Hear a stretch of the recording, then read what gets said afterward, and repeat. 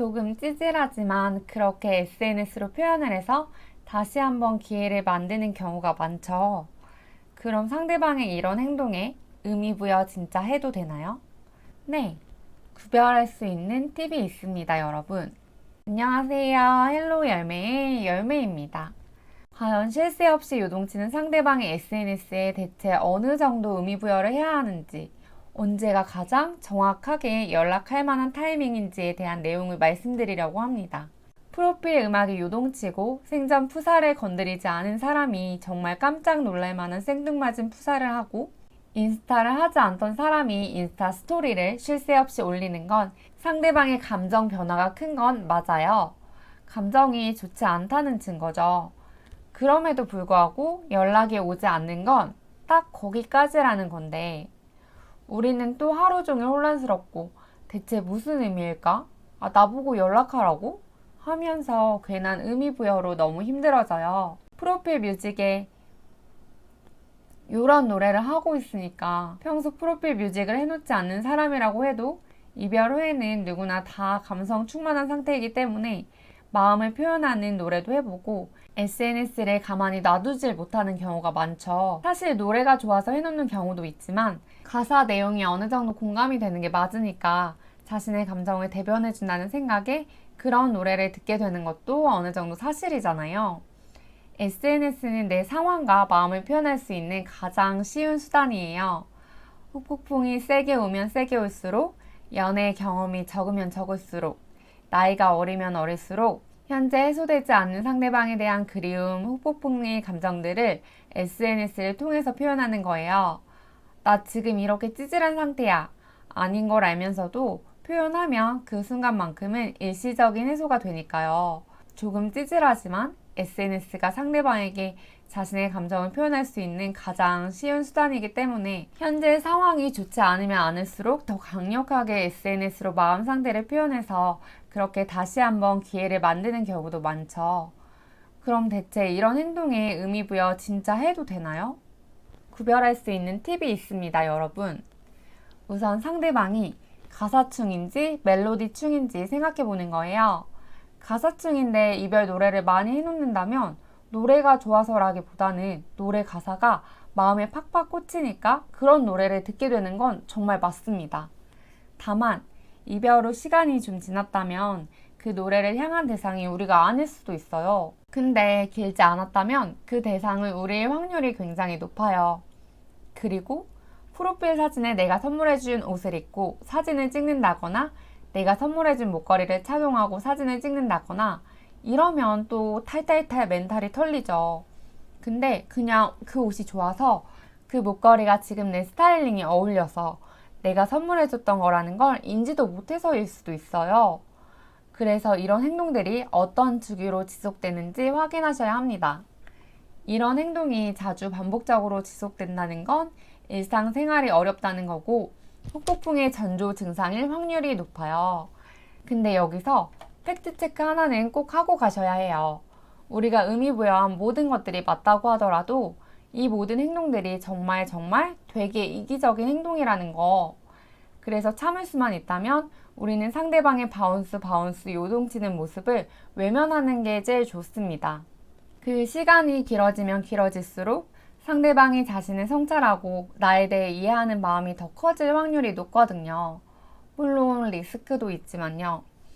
어쨌든 다시 돌아와서 그런 사진들과 상태 메시지, 프로필 뮤직의 의미가 우리가 설마 하는 그게 맞을 수도 있어요. 그런데 그런 모든 의미 부여가 우리가 생각하는 그게 맞더라도 아까도 말했지만 사실 생각해보면 상대방은 정말 이기적인 거예요.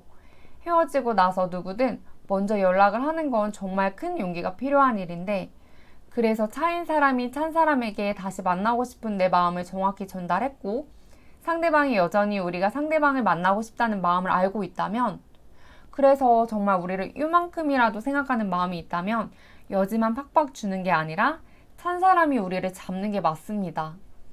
상대방은 자존심이 세서요. 상대방은 이성적이고 단호한 사람이라서요. 내담자분들은 이렇게들 많이 말씀하세요.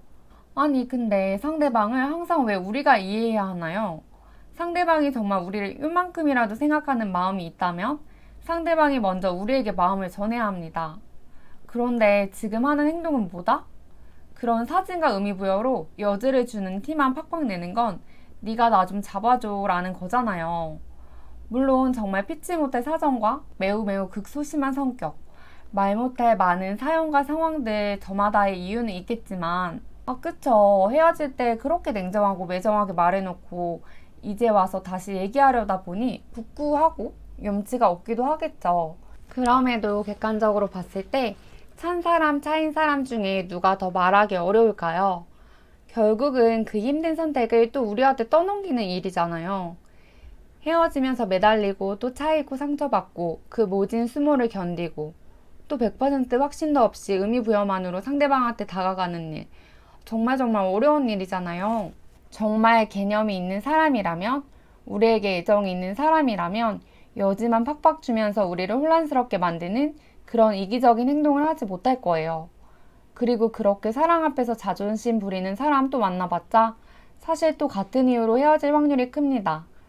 그래서 저는 상대방이 아무리 요동치는 행동을 하더라도 예외적인 케이스가 아니라면 참을 수만 있다면 참으셨으면 좋겠어요. 헤어지고 나서 우리가 매달릴 만큼 충분히 매달렸다면 더 이상 우리가 적극적인 액션을 취하는 게 아니라 상대방한테 후폭풍이 올 시간을 더 줬으면 좋겠습니다.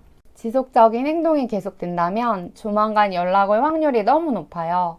그리고 그런 행동을 보면 우리가 참기가 너무 어려우니까 SNS에 염탐을 참을 수만 있다면 참으라고 하는 거예요. 상대방이 요동치는 행동을 보일 때 우리가 잡아야 할 딱 한 가지 경우는 상대방이 우리에게 많이 매달렸는데 우리가 뒤늦게 후폭풍이 왔을 때 그때뿐이라고 생각합니다. 그럼에도 상대방의 행동을 외면하기가 어렵다면 적어도 상대방이 객관적으로 볼 때 이런 사람인지 확인해 주세요. 감성적이기보다는 이성적이고 본인이 내키지 않는 건 절대 안 하는 성격, 자존심이 무지 센 성격. 이런 사람인데 이런 행동을 보였다면 결국에는 나만한 사람이 없다고 확신이 들어서 후폭풍이 오고 있는 전조 증상일 확률이 높아요. 근데 사실 상대방이 그런 사람인지는 현재 감정이 투머치한 상태에서 구별하기도 어렵고 주관적으로 판단하는 경우가 많습니다. 재해라는 건 한 사람의 노력으로 절대 되는 게 아니에요. 한 사람만의 노력으로 재해가 된다면 그 관계는 얼마 못 가서 더 안 좋은 관계로 이어져요.